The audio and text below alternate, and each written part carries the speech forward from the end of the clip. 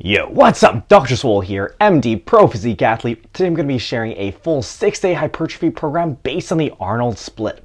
This is going to be a moderate volume program designed for advanced athletes. The Arnold split is set up like this: chest, back, shoulders, arms, and legs. And you can basically run it in 2 segments in a 6-day program.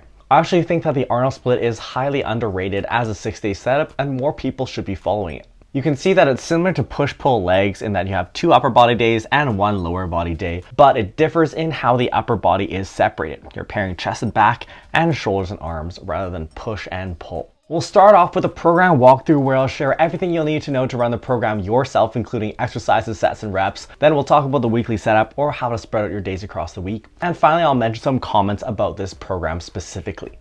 Alright, let's do our program walkthrough. This is Dr. Swole's Arnold Split program. It's a moderate volume program set for advanced lifters.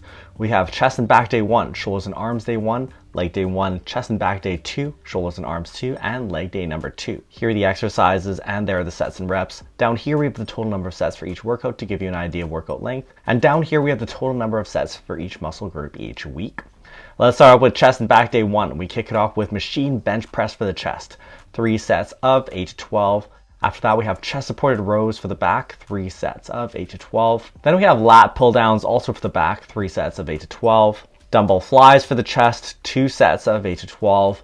You'll notice that I've separated out my chest movements by a couple of back movements here. And I've done this to give your chest a little bit of time to recover so you can actually perform a bit better. Some people like getting through all of one muscle group first, but this is my preference. After that, we have dumbbell pullovers for the back, 2 sets of 10 to 15. And finally, we have full ROM lateral raises, 2 sets of 12 to 20. And in this movement, you bring the dumbbells all the way up to the top until they're touching. It gets you a bit of extra range of motion. And you'll see that I've split up some of our side delt work and moved a bit of it onto chest and back day. This allows us to increase our frequency for side delt training and increase our productive volume. Going on to shoulders and arms day 1, we start off with close grip bench press for the triceps and the chest, 3 sets of 6 to 10. Having a dedicated shoulder and arm day allows me to bring in an accessory pressing movement like close grip bench press, and you can slip in a bit of extra chest training, counting it as a triceps movement.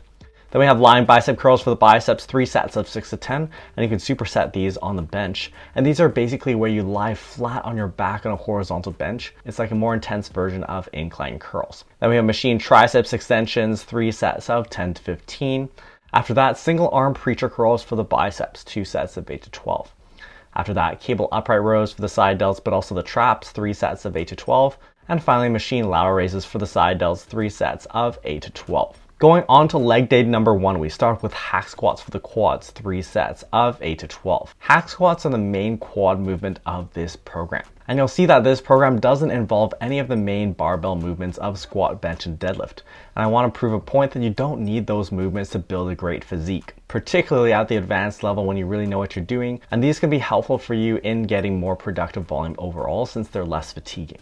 Next, we have barbell back extensions for the glutes and hamstrings, 3 sets of 6 to 10. This is where you use a barbell in the back extension machine. I like to set the angle at about 55 degrees to get more of a stretch on the hamstrings. Then we have Bulgarian split squats for the glutes and hamstrings, but also the quads, 3 sets of 8 to 12. After that, leg extensions for the quads, 3 sets of 10 to 15. And finally, machine calf raises for the calves. We're doing a MyRep scheme here, so you're going to work up to 1 main set of 8 to 12 reps, followed by 7 mini sets of 3 to 5 reps with about 10 seconds in between all of these. This will let you stay close to failure and really get the most out of every rep. I'm counting this as about 5 straight sets. Going on to chest and back day number 2, we start with incline dumbbell bench press for the chest, 3 sets, and we work up to 1 top heavy set of 5 to 8 reps, followed by 2 back off sets of 5 to 8 reps with about 10% lighter weight. Incline dumbbell bench press is our main chest movement of the program. You'll see that I have quite a variation of what movement I make the main movement in each of my different programs. This is to give you some variation. There is no one movement that's going to be ideal for a muscle group to be your main movement. For example, bench press isn't necessarily the best chest movement, but you want to find a pool of the best exercises for you and then rotate through them with those exercises taking priority roles that are suitable for you. For some people, incline dumbbell bench press will be an ideal top main movement, but for a lot of other people, it may not. So you'll have to try and figure out for yourself. Next, we have machine flies for the chest, 2 sets of 10 to 15. After that, cable rows for the back, 3 sets of 6 to 10. We have chest supported rows after that, 3 sets of 12 to 20. And finally, the Dr. Swole pull down, 2 sets of 12 to 20. These are basically a single arm cable pull down where you're actually sitting next to the cable stack. Angle your body at about 45 degrees to the angle of pull. This gives you more control over your line of pull. You'll notice that cable rows here are the main back movement of the program, and you'll see that reflected in how I've placed it first with lower reps, so you're lifting heavy. And we have chest supported rows after that, which are going to be a bit more isolation for the back. You'll see that in this advanced program, there is more chest supported rowing and more isolation work for the back, but I am still keeping a row where you're involving your erector spinae, and particularly those lower back muscles. But I'm not including really fatiguing versions of this like heavy barbell rows or T-bar rows. This is because I'm presuming that you, as an advanced lifter watching this video, would be able to lift a lot of weight on those heavy barbell compounds, so they would produce a disproportionate amount of fatigue and might not be optimal. By using a bit more machine work, we're able to get in more volume overall. Finally, we wrap up with more side lateral work, full arm lateral raises, 2 sets of 10 to 15. And again, I moved some side delt work onto chest and back day. Going on to shoulders and arms too, we start off with machine overhead press, 3 sets of 8 to 12. These mainly hit your front delts, but also a bit of upper pecs and triceps, 3 sets of. Then we have hammer curls for the biceps, 3 sets of 8 to 12. Machine curls for the biceps, 2 sets of 10 to 15, and you can choose a machine of your liking. After that, dumbbell skull crushers for the triceps, 4 sets of 8 to 12. Cable upright rows for the side delts, 3 sets of 10 to 15. And finally, machine lateral raises for the side delts, 3 sets of 12 to 20. Note here that side delts are actually getting trained 4 times per week since I've shifted a bit of it onto chest and back day. I really want to be broadening out those shoulders for you. Going on to leg day number 2, we start off with good mornings for the glutes and hamstrings, 3 sets of 6 to 10. And this is your main glute and hamstring movement of the program. The technique for good mornings can be a bit tricky. Make sure you're getting a good range of motion and stretch on the hamstrings. Then we have Smith machine squats for the quads, 3 sets of 8 to 12. After that, leg presses for the quads, 3 sets of 8 to 12. Leg curls for the hamstrings, 3 sets of 10 to 15. And finally, leg press calf raises for the calves.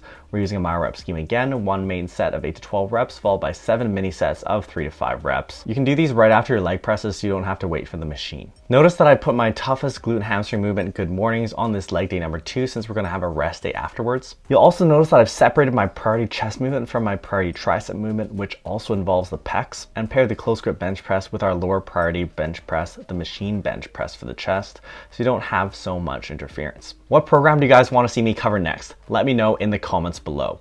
Okay, now that you've seen the program, let's go over the weekly layout. So here's my preferred layout of days. Chest and back day 1, shoulders and arms 1, leg day number 1, chest back 2, shoulders arms 2, legs 2, and rest. The Arnold split as traditionally laid out actually works really well. First of all, I like how shoulders and arms gives you a little bit of a break between your chest and back and leg days, which are your tougher days. Those 2 days do come back to back at some point in the program, but it only happens once in this ordering of days. Whereas if you had legs coming after chest and back, you'd have those days back to back twice in the week. We always want to be spreading out fatigue as much as possible, especially for more advanced athletes where fatigue becomes a limiting issue. Next, I like how shoulders and arms comes after chest and back. Since the arms are used indirectly in your pushing and pulling movements on chest and back days, you want to have them coming after your chest and back days so that you're not interfering with your main compounds. If you had shoulders and arms coming before chest and back, you may not perform as well on your pushing and pulling movements if your arms are already fatigued. One criticism people have of the Arnold split is that chest and shoulders come back to back, but this isn't a big issue if you know how to auto-regulate. Particularly, this program is designed for more advanced lifter, so I'm presuming that you know how to modulate how hard you're pushing and take into account that you may have pushing movements back to back. Okay, now let's cover a couple comments about this program. In this Arnold split program, we're giving some priority to our shoulders and arms, and that's a big advantage of the Arnold split.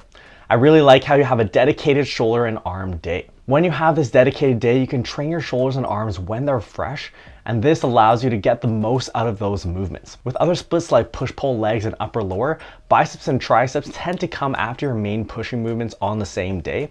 And since those small muscle groups are used in your compounds, you may not perform as well in the direct curls and tricep work afterwards. But when we have a dedicated shoulder and arm day, you can come in fresh and really hammer out those movements. When you try a program like this, you will find that your performance on your shoulder and arm movements will improve. Next, this program gives a very slight priority to the upper body. This is similar to push-pull legs, where you have 4 upper body days and 2 lower body days. That being said, this is only a slight emphasis since there are more muscles to train in the upper body, but this might not be the best program for you if your lower body is the main priority. Next, this program has a high frequency of pressing. When you split up shoulders and arms from chest and back, you have the opportunity to program chest movements like major bench presses on your chest and back day, but also include accessory pressing movements counting for the shoulders and arms on that second day in the split. In this program, you saw that we're pressing 4 times per week, and this really allows you to build up your chest, shoulders, and triceps. Finally, one thing to note about this program is that it does require a bit of auto-regulation,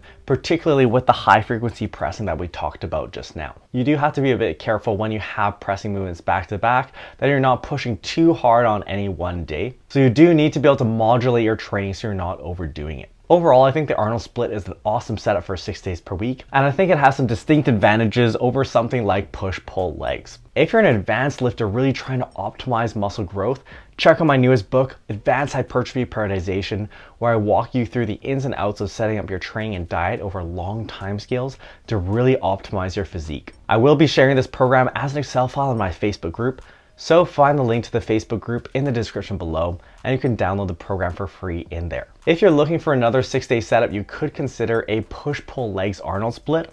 Check out this video here where I share a program based on that setup. This hybridizes the push-pull legs and Arnold splits, having one segment of each split in the week, and it gives you a unique mix of both splits. Make sure you subscribe to the channel to level up your physique and your life, and we'll see you next time.